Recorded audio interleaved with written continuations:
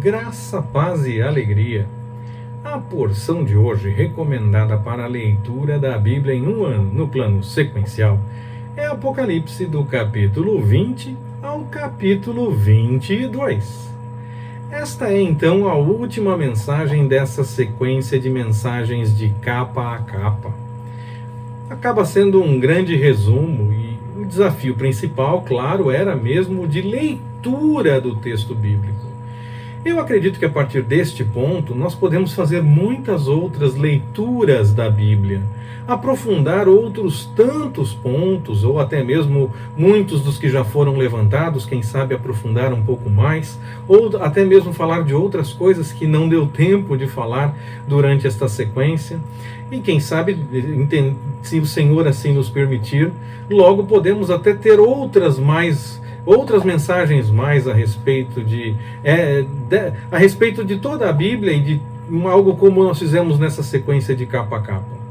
O desafio que foi feito então lá no finalzinho do ano passado e que foi para este ano todo, finalzinho do ano de 2020 e foi para todo este ano de 2021, permanece, segue o mesmo, e também segue para qualquer pessoa que em qualquer momento encontrar essas mensagens, em qualquer ano em que ela ainda estiver disponível na internet, que tiver acesso a essas mensagens. Fica o mesmo desafio. Vamos ler a Bíblia, não deixe de fazer essa leitura. Se você quiser, recomece fazendo a leitura da mesma forma, no mesmo plano, o plano sequencial, e siga lendo a Bíblia de capa a capa. O Compartilhando na Web, divulga nas redes sociais, em que o Compartilhando na Web participa, nessas redes sociais que nós participamos, nós temos a divulgação de pelo menos mais 2 planos de leitura da Bíblia toda em um ano, além do plano que nós seguimos para esta sequência de mensagens de capa a capa, que é o plano sequencial. Nós temos o plano para novos convertidos, que nós recomendamos para aquelas pessoas que se converteram há pouco tempo, para que possam fazer uma leitura alternada entre textos do Antigo e do Novo Testamento. E também temos a leitura recomendada na ordem cronológica. No Antigo Testamento nós tentamos seguir a ordem dos eventos, realmente, a ordem cronológica da história. E no Novo Testamento, no meio de Atos dos Apóstolos, nós temos os livros, as cartas que foram escritas durante o tempo em que Atos dos Apóstolos se desenrolava, o tempo que é registrado no livro de Atos dos Apóstolos se desenrolava. Então, no meio de Atos dos Apóstolos, fazemos uma leitura e depois uma carta, voltamos para Atos, outra carta, e assim seguimos na leitura cronológica no Novo Testamento. Fica a recomendação, siga a leitura da Bíblia que você entender mais importante, mas não deixe de fazer a leitura do texto bíblico para ver o que realmente a Bíblia diz, e não para ficar apenas ouvindo o que as pessoas dizem ou acham que a Bíblia dizem, o que as pessoas dizem que acham que a Bíblia diz, ou até as pessoas dizem ter certeza, mas às vezes não se confirma com o texto. Leia para conhecer e conferir realmente o que a Bíblia nos apresenta.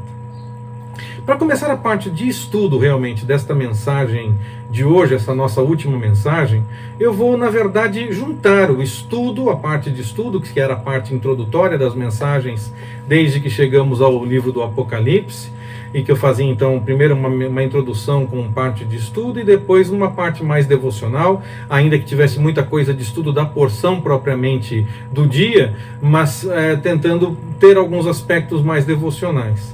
Na verdade, hoje nós vamos falar a respeito do reinado milenar de Cristo. Vamos dizer algumas coisas dentre as que estão reveladas, porque há muita coisa que não está revelada, essas pertencem ao Senhor.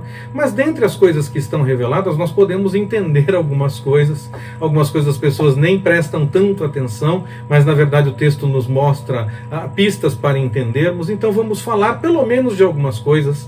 Não tem como esgotar o assunto, mas temos como falar de algumas coisas nesta mensagem para terminarmos essa nossa sequência de capa a capa.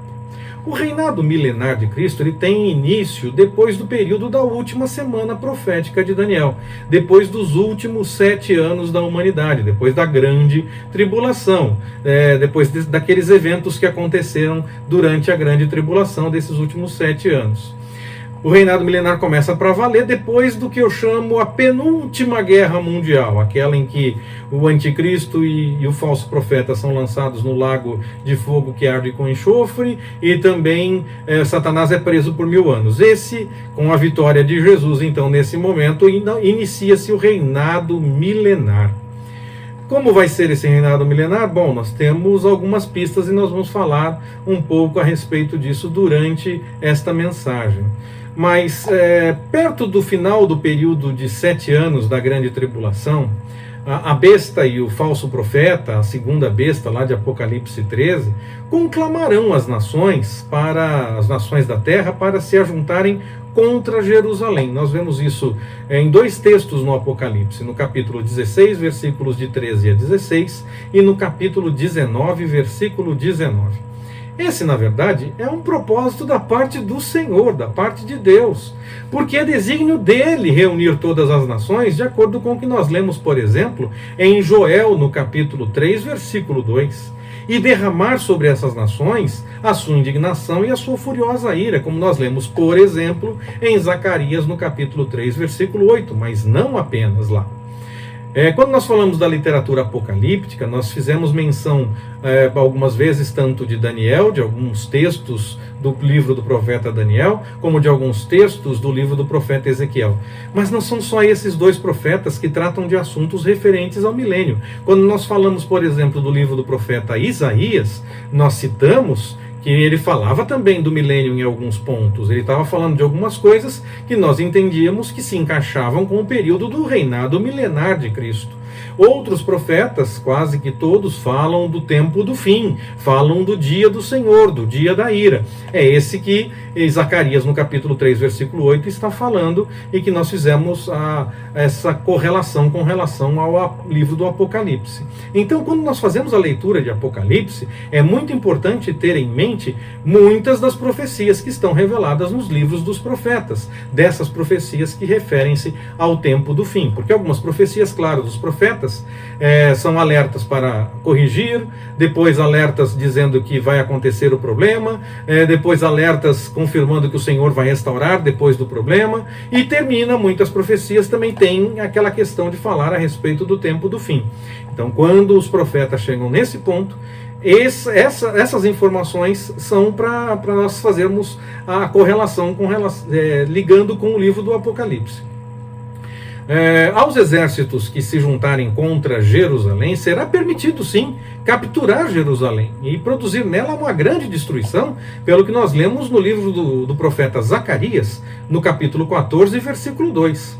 E naquele momento histórico em que isso estiver acontecendo, perto do final da grande tribulação, 2/3 de todos os judeus vivos naquele momento serão mortos. Zacarias capítulo 13, versículos 8 e 9. A cada 3 judeus, 2 morrem. Então, nesse momento, quando parece que vão sucumbir, e o remanescente não vai resistir, o Senhor aparecerá para livrar o povo escolhido mais uma vez. Lemos isso em Zacarias capítulo 14, versículo 4. Assim, guarde essa informação aqui, ela é muito importante. Muitas pessoas não entendem isso, não observam isso, mas o texto deixa isso sim claro. Esses judeus que forem libertados nesse momento, pouco antes do início do reinado milenar, eles entrarão no reinado milenar. Mas eles então já serão transformados, é isso? Para entrar no reinado milenar já tem que estar transformado, certo? Não necessariamente. Nós lemos em Isaías capítulo 65, versículo 20, que não haverá mais criança de poucos dias, nem velho que não tenha cumprido os seus dias, porque o menino morrerá de 100 anos. Morrer com 100 anos será considerado se morrer como um menino. E o pecador de 100 anos será amaldiçoado. Isso está lá em Isaías 65, versículo 20. A morte não entra para a eternidade, segundo o Apocalipse, capítulo 20, versículo 14. Mas o texto de Isaías fala que, ainda que voltemos a contagem do tempo como era no livro do Gênesis, com muito mais tempo de vida, a ponto de se entender que é criança ainda aquele que venha a morrer com 100 anos, mas ainda se fala em morte. Então esses ingressam no milênio com os corpos que nós temos hoje, com corpos corruptíveis. Pastor, que maluquice é essa? Uai, é simples de discernir isso. Satanás fica preso por 1000 anos, não fica? Pois é, depois que ele é solto dessa prisão de 1000 anos, ele ainda sai seduzindo. E ainda consegue seduzir alguns para se juntarem para tentar fazer a última batalha contra aqueles que buscam a vontade do Senhor. Não é isso que o texto do Apocalipse nos revela? Como Satanás vai seduzir aqueles que já possuem corpos incorruptíveis? É necessário que haja aqueles que ainda tenham corpos como os nossos, ainda possíveis de seguir no caminho da corrupção, ainda possível de seguir no caminho da corrupção. É necessário, então, que nesse tempo do milênio tenha, sim, pessoas nos corpos corruptíveis, que ainda possam experimentar a morte, porque na última batalha desce fogo do céu e nem batalha tem, na verdade, mas aí é a última guerra de fato. Mas esses vão morrer naquele momento. Então, nós estamos falando ainda de pessoas entrando no milênio com corpos corruptíveis, como os que nós temos hoje. Acredito que aqueles que ressuscitaram e entraram no milênio não terão mais corpos corruptíveis, já terão corpos incorruptíveis. Esses não serão passivos dessa sedução que Satanás ainda tentará por último. Os que foram arrebatados também não passarão por isso, mas é necessário que haja quem possa passar por isso. Logo, ainda há pessoas do milênio ainda com corpos corruptíveis, sim, senão Satanás não teria ninguém para seduzir. Concorda? É muito estranho o que o pastor está dizendo? Tem muita gente que não para pensar nisso, mas a realidade, o próprio texto se explica. O próprio texto do Apocalipse explica isso sem procurar muitas outras informações. Então, imagina se muitas pessoas imaginam que depois das pragas e dos juízos da grande tribulação, não haverá mais nenhuma pessoa viva, a não ser aqueles 144 mil selados. Mas pode sim ser que haja mais pessoas, além dos 144 mil judeus selados, haja mais outras pessoas, quem sabe até mesmo gentios podem sobreviver a esse período. Então, quem sobreviver, não sei quem, não sei quantos, não sei se só judeus ou se judeus e gentios, não sei, eu estou dizendo de possibilidades. Independente de quem chegar a esse momento e entrar no reinado milenar com o corpo corruptível, poderá passar por aquela sedução que Satanás ainda tentará no final. Só esses poderão passar por isso, porque aqueles que estiverem já transformados não passarão mais por isso. Apocalipse 20, versículo 4, talvez seja o ponto que causa mais complicações nas interpretações a respeito de ressurreição, arrebatamento e essa coisa toda. Porque diz ali que aqueles que não adoraram a besta e foram martirizados, logo morreram, reviveram e reinaram com Cristo, e fala lá que é a primeira ressurreição.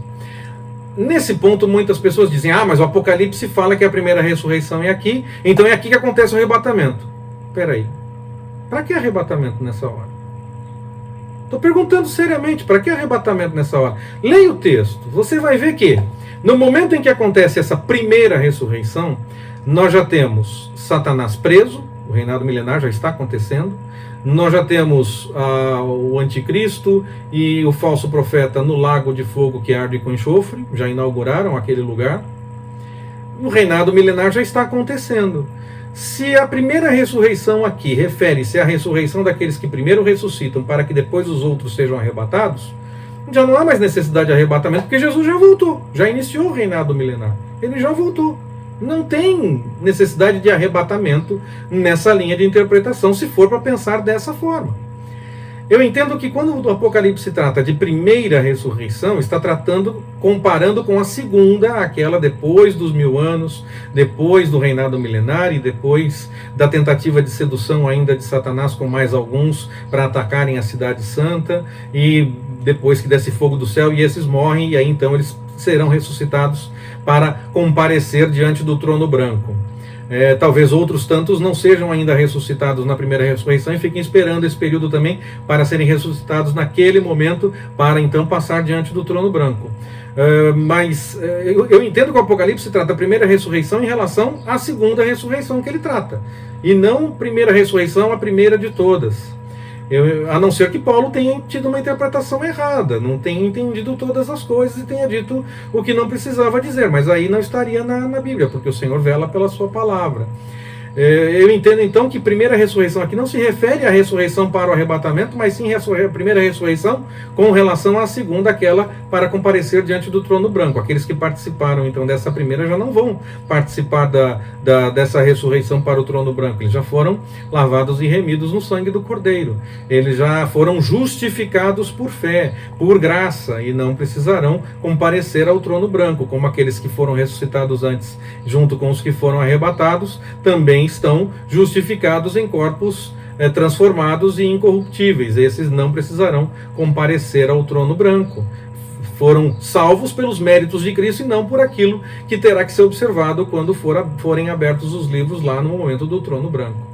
Então eu entendo que primeira ressurreição no Apocalipse é comparação com a segunda, e não necessariamente o momento em que Paulo trata que primeiro ressuscita e depois arrebata. Mas se for, como é que eu tenho dito nessas mensagens?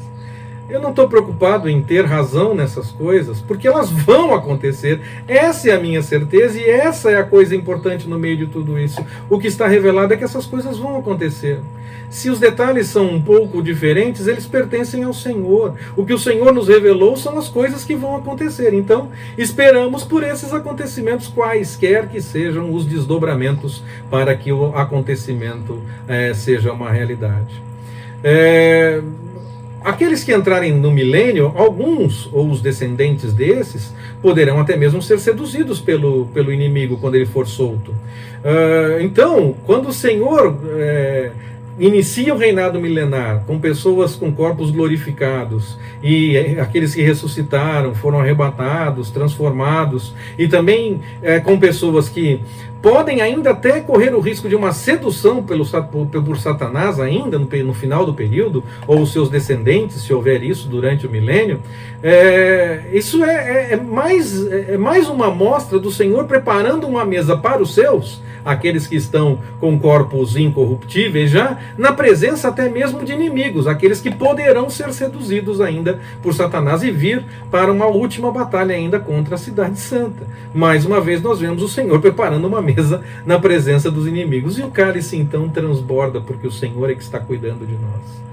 A vida daqueles que reinam com o Senhor, os que já tiveram corpos transformados, ressuscitados e tudo mais, a vida desses é eterna. A morte já não tem mais poder sobre esses, diz Apocalipse capítulo 20, versículo 6. Mas no capítulo 65, versículo 20 de Isaías, nós entendemos que se alguém morrer com 100 anos, ainda morrerá criança. Então aqueles que entram com corpos corruptíveis, esses podem sim morrer, e até sendo pecador poderá ter problema aos 100 anos, será amaldiçoado aos 100 anos. Então ainda haverá mortes durante o milênio, e depois também, quando cair fogo do céu para combater aqueles que ainda forem seduzidos por Satanás, esses também morrerão pouco antes de uma nova ressurreição para irem para o trono branco. Então, mas aqueles que já foram transformados pelo Senhor, esses já não experimentam a morte. Sobre doença, nós não vemos nenhuma informação específica a respeito de ter doença durante o tempo do milênio. Nós vemos lá em Zacarias, no capítulo 14, versículos 17 e 18, que aquelas nações que não subirem durante o milênio para adorar ao Senhor na festa dos tabernáculos, Zacarias não trata do milênio, mas nós fazemos a associação com esse período que o texto do Apocalipse apresenta, fazendo a associação das profecias em relação a esses momentos. E aí então Zacarias diz que aqueles que não subirem para adorar ao Senhor na festa dos tabernáculos poderão enfrentar a seca e até mesmo pragas. Se as pragas forem cair bolas do céu, se for cair fogo, se for escurecer, nós temos algumas pragas dentre aquelas do Egito que servem como exemplo, poderiam ser tantas outras, pragas de gafanhoto e tantas outras coisas, as rãs e essas coisas todas. Isso não é doença. São pragas, mas não é doença. Se as chagas também puderem aparecer nesse momento, aí nós temos algum tipo de doença. Mas o texto fala de pragas, não fala de seca e fala de pragas. Não fala necessariamente de doenças, a menos que algumas dessas pragas sejam no corpo, aí nós não temos doença no milênio. Agora, se algumas dessas pragas também puderem ser no corpo, aí nós temos como falar a respeito de doença no milênio. É só uma informação para aqueles que entrarem com os corpos corruptíveis. Aqueles que já forem transformados não passam mais pelas limitações dessas coisas. Se nós pensarmos que as espadas serão transformadas em relhas de arado e as lanças transformadas em foices, como nos diz Isaías capítulo 2, versículo 4, nós vemos algum tipo de tecnologia durante o milênio. Nós pensamos muito em tecnologia nos nossos dias, com equipamentos eletrônicos, questões de aprimoramento, questões de ponta e essa coisa toda. Mas um giz para escrever num quadro negro era um baita avanço tecnológico para a época, não era? O mimeógrafo e essa coisa toda, tantas coisas que para muitos até estão em desuso e alguns nem usam mais mesmo, mas eram coisas extremamente tecnológicas na época. Nos nossos dias, nós falamos muito em tecnologia com questões de eletrônicos e tudo mais, mas eu não estou falando de tecnologia nesse sentido, eu estou falando de todas aquelas coisas que causam algum desenvolvimento, ainda que simples, e que aprimoram alguma coisa. Eu estou falando de tecnologia nesse sentido. O Senhor proverá todas as necessidades também durante o tempo do milênio, mas o texto de Isaías, no capítulo 65, versículo 23, nos diz que o trabalho não será exagerado. Mas se o trabalho não será exagerado é porque haverá trabalho. Isso então pode nos levar a algum tipo de indústria, algum tipo, mesmo que diferente. Nós voltamos àquela questão de tecnologia, mas não só de equipamentos eletrônicos, qualquer coisa que possa ajudar no desenvolvimento de atividades. E falamos também a respeito de trabalho. Haverá trabalho durante o milênio, algum tipo de indústria, ainda que seja totalmente diferente do que nós temos nos nossos dias. Nós não temos elementos bíblicos para fundamentar uma resposta sobre ter ou não ter muitas coisas a respeito do milênio. Mas aquilo que nós encontramos algumas pistas, nós podemos dizer que vai acontecer, que teremos, ainda que seja bem diferente do que nós tenhamos hoje, ou até mesmo igual, pouco importa. O fato é que nós temos como ver algumas coisas acontecendo, como por exemplo, os animais serão mansos no milênio, e na nova terra também eles serão mansos, porque esse é o desejo do Senhor, como nós lemos lá em Isaías, no capítulo 11, versículos de 6 a 8. Entendo então que esse é um direcionamento em relação aos animais também, que nós podemos entender fazendo a leitura de outros textos dos profetas, no caso de Isaías. O tempo do reinado milenar termina depois de 1000 anos. E aí, quando completa esse período de 1000 anos, depois desse período, Satanás será solto e sairá seduzindo pessoas, aqueles que ainda estiverem em corpos corruptíveis, ou os descendentes desses, se ainda houver isso durante o milênio. Mas ele só poderá seduzir aqueles que estiverem em corpos corruptíveis. E ele vai levantar pessoas para se virarem contra os que buscam a vontade do Senhor. Então, eles vão buscar atacar a cidade santa numa última batalha, na última guerra. Eu falava da penúltima guerra, quando da volta de Jesus e o início do reinado milenar. Essa é a última guerra, mas ela termina nem guerra tem de fato, como eu já falei. Desce fogo do céu e já resolve tudo, mas há uma tentativa, há um levante. Satanás é solto depois do prazo de 1000 anos e por um pouco de tempo. Quanto tempo? Não sei. O texto não diz, algumas pessoas tentam dizer 6 meses. Eu prefiro não dizer nada. Eu prefiro dizer que é pelo tempo suficiente para que ele possa seduzir as pessoas, seduzir as nações e levantar um povo para tentar mais uma vez ir contra a vontade do Senhor naquele momento da história. Eu não sei quanto tempo isso vai demorar, mas vai ser depois do reinado milenar, algum tempo. Diz a Bíblia que algum tempo. Vão tentar ainda travar uma última batalha, uma última guerra, que nem vai acontecer, porque desce fogo do céu e então já consome todos. E aí então acontece a segunda ressurreição, aquela que é em comparação à primeira, e aqueles que ressuscitam na segunda ressurreição devem comparecer diante do trono branco, onde serão abertos os livros. Algumas pessoas acham que quem chega até o trono branco já está condenado. Então os livros serão abertos e serão livros em branco, não é verdade? Porque diz o texto que aquele que não for encontrado inscrito no livro, esse não vai passar a eternidade com o Senhor. Então se entende que que é possível ter alguém inscrito no livro, para que possa ainda passar a eternidade com o Senhor. já não será pelos méritos de Cristo, será de outra forma. Nós poderíamos conjecturar sobre várias situações envolvendo pessoas que possam chegar até lá, mas é melhor não, porque o nosso tempo já está passando bastante e nós estamos apenas numa mensagem final a respeito de uma mensagem de capa a capa de toda a Bíblia. Então nós não estamos fazendo esse estudo propriamente, e até mesmo seriam apenas conjecturas. Nós não teríamos como cravar todas as possibilidades realmente, porque isso não está totalmente revelado. O que está revelado é que nós temos sim o trono branco, e que pessoas compareceram lá, e que é possível ter o nome escrito no livro, e então aquele que estiver escrito terá se acertado com o Senhor. E aquele que não é encontrado lá, eternidade sem o Senhor. Seria então mais uma chance de se acertar com o Senhor, de ter de outra forma, que não necessariamente pelos méritos de Cristo, quem sabe pela lei ou de alguma outra forma, aquilo que o Senhor colocou no coração. Não adianta conjecturar aqui quais são as possibilidades, porque o texto não diz quais são essas possibilidades. Mas eu entendo que os livros não são livros em branco, e que é possível encontrar ainda algum nome ali, e esse então passar a eternidade com o Senhor. O cumprimento da profecia do texto revelado do Apocalipse é real. Logo irá acontecer. Não sei quanto tempo, mas logo irá acontecer. Nós precisamos conhecer o que esse texto diz e anunciar a verdade, o que realmente está escrito. Nós devemos tomar cuidado com o que anunciamos, porque muitos acabam falando além do que o texto diz, notam quente e frio em qualquer situação, ou morno em qualquer situação, notam marca da besta em qualquer coisa, em tudo, e nem besta nós temos ainda no poder. Temos besta no poder, para que ela possa então instituir a marca dela? Se não temos marca da besta ainda. Mas as pessoas já começam a conjecturar essas coisas e ficam falando tantas coisas que na verdade não estão realmente no texto, e isso é errado. Há outros que nem sabem realmente o que o texto diz e se calam.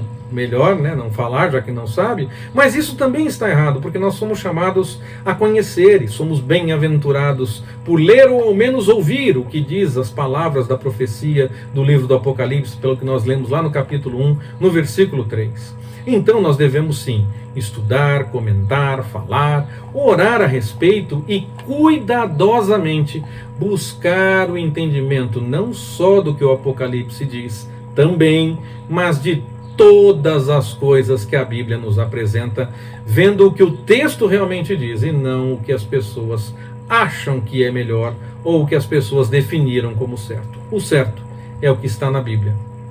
Maranata, ora vem, Senhor Jesus. Que o Senhor nos abençoe. Forte abraço, até mais em outras mensagens do Compartilhando na Web, permitindo o Senhor.